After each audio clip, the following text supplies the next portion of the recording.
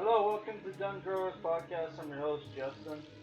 So today we're reviewing uh, Korean, South Korean revenge thriller. This time we're reviewing Sympathy for Lady Vengeance, or Lady Vengeance as is known according to Google. Apparently it's just called Lady Vengeance. So I'm pretty sure it's called Sympathy for Lady Vengeance, or whatever. So this is part of the Revenge or Vengeance Trilogy by Park Chan-Wook, who directed Oldboy, and this is the third and final film of the Revenge Trilogy. The first one was Oldboy, the second one was Sympathy for Mr. Vengeance, which we reviewed on this channel, but I took it down because I thought it was kind of weird. I just thought, like, oh, people aren't going to take my reviews seriously because, all the comic book shit I review on this channel. So I took it down, if you want to know what I gave a 6.5 out of 10.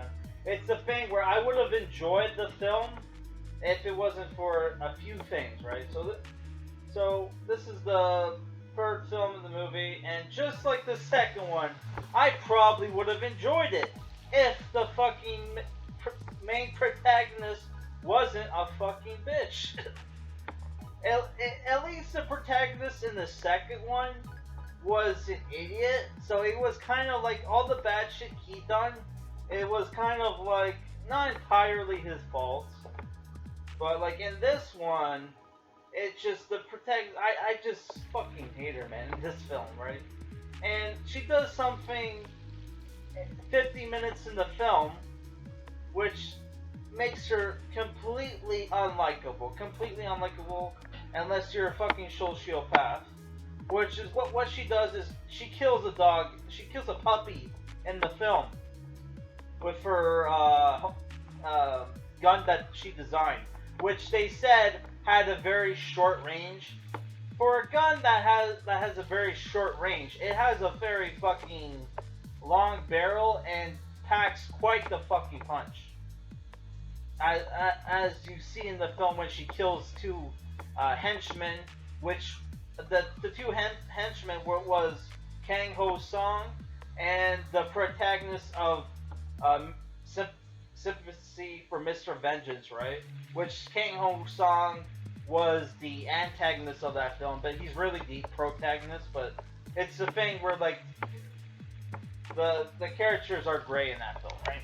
So the story for this film is you have Lee Kwang-ja, played by Lee Long-ae, who at 19 years old kidnapped and killed a little boy. Turns out she didn't kill him.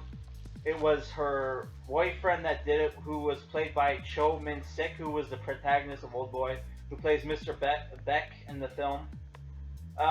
She is blackmailed into going to the prison for the murder, but she still played a fucking role in that boy's death. She kidnapped him in the first place, right?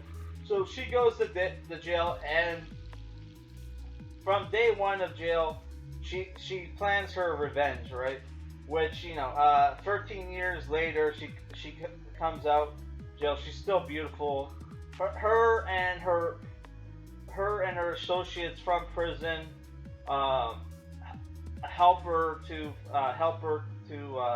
commit the plan, which wasn't a very elaborate plan at all. It kind of falls through when the preacher character, which she befriended while in jail,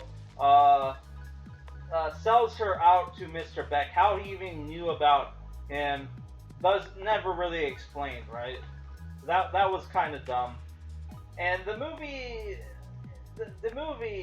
just like his other films, are aesthetically beautiful.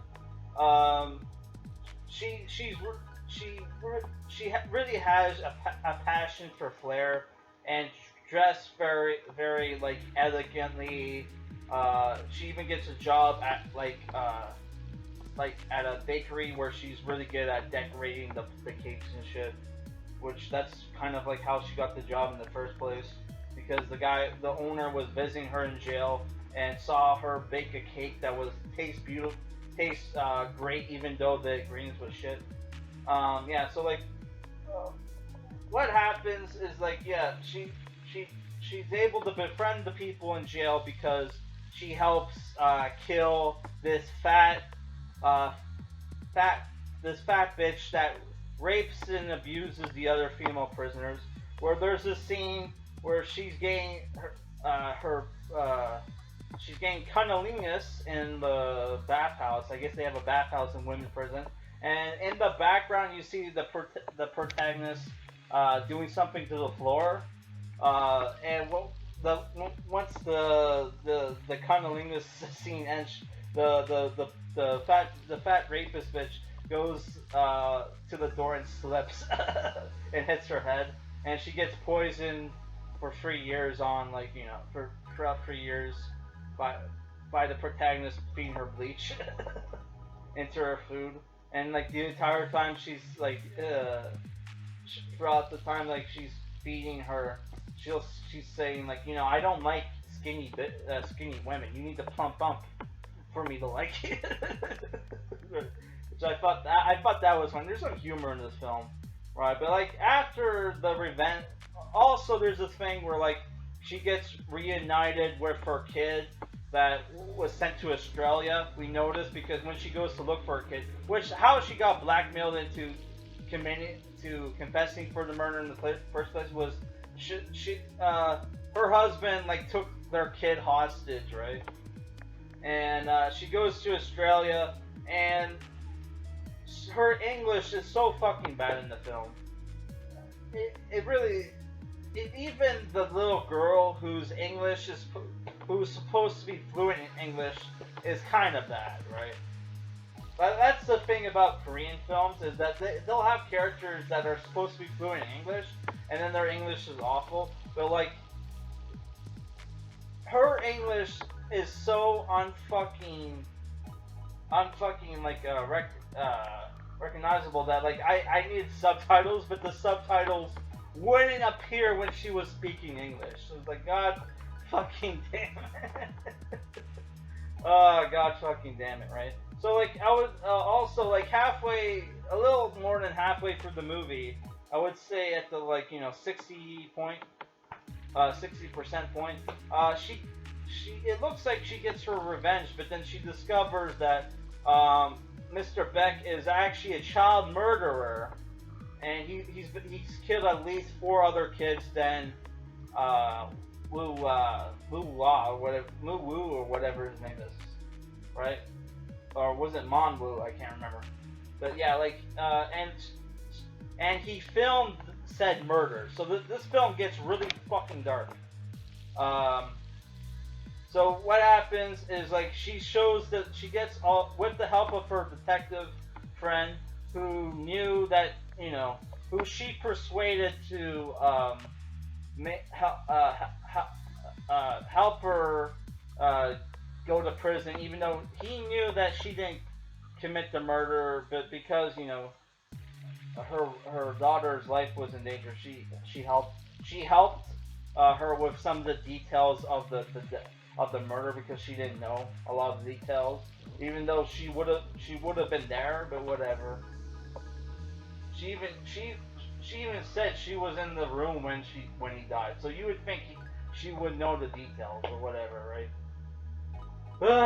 So they get all the parents of the murdered children, show them the tapes, and have them decide whether or not he should go to prison, or they'll take turns murdering him, right? And while this is going on, you see like a mic in the corner of the room, and like the camera will follow it, and there's like a speaker to him, to Mr. Beck in a room, hearing all this, because they decided to murder him at an abandoned school, which Mr. Beck was a teacher. That's where he found the kids. Which he never killed kids in his classes, but you would think a guy who would constantly transfer schools, who every school he'd been to had a missing kid, you would think somebody would put the fucking pieces together. That's the thing, there's a lot of plot holes in this fucking film. Right? So they all decide to take turns. All the parents decide to take turns killing them. And then there's a funny scene where the second to last people to kill him had an axe, and like the teenage daughter, I think she was teenage, had to stop her dad from killing him because like they weren't there. There was still one more person to go, right? So I don't know. The film is actually a pretty beautiful film. You got great classical music. There's some funny scenes throughout the film. But my biggest fucking problem is the unlikable bitch that is the protagonist, and some of the plot holes. They're like I mentioned in this review, don't make like a lot of sense. Well, how would the preacher know about Mr. Beck? How? Like, okay, what was some of the other plot holes? There was fuck. I forgot some of them. Well, there's the fact that the gun obviously would probably have, like, they keep mentioning, throughout the film, they mention the gun's range, and it's like, obviously, if you've seen the gun, if you know anything about guns, you could tell it would have a pretty good range, man. The fucking thing looks like it shoots 40 fucking 5, and has a long barrel, so it's gonna shoot pretty far. Fucking hell. Right? Yeah, and then there's also this movie has elements of the different other Vengeance films where you have the character goes to prison, like in the protagonist of the first film, and then you also have the ghost scenes, which was in the second film, where like the ghost of the boy she helped kidnap and killed visits her and her daughter, but he shows up when she's awake, but her daughter's awake, so that was a little weird. The narrator made a note to say, hey, if she knew that the ghost visited her while she was asleep, but when Jenny was awake, she would have been pissed. So the ghost visits her at the end of the movie. He's smoking in the corner of the bathroom. She goes to see him, and like he puts a ball gag in her mouth and like turns into a boy. A man. And that actor looked recognizable, like I've seen him from something, but I didn't know what. Right. And also, there's like I should have figured out from one of the fantasy sequences of the film that there was going to be a dog murder, because there's a scene where she has a fantasy of killing Mr. Beck, and she's in like this fucking a winter post-apocalypse, right? Where you see like cities in the back, and she's dragging this dog with a human head, which is Mr. Beck, on this like this like little sled that he's tied onto. She drags him onto like there's like a little cliff, and then blows his head off. So I should have known that that was gonna happen. But yeah, like if she hadn't killed the fucking dog in this film, which it's the thing, I've seen lots of films. By the way, I'm a dog owner, if you didn't know. And the dog in the film, the puppy in the film looked like looked kind of close to my dog. Right, when she was a puppy. I don't know if they're the same breed, but they look very similar. But then, like, a lot of dog breeds look kind of like that at that age, depending on the breed. Like, and yeah, so if she hadn't killed the dog, I probably would have liked her better. But like, she did kill the dog, and I'm supposed to root for a fucking protagonist that kills a dog. So if I hadn't seen that, I would probably give this film, a 6.5, but I can see a lot of people loving this film. But like, honestly, to me, it's a fucking 4 out of 10. Go fuck yourself. Maybe I'll give it a little leeway, 4.5. But I'm never fucking watching this movie again, and I'm sorry, not only Hollywood, if you love this film, I'm sorry, she killed the dog in the movie.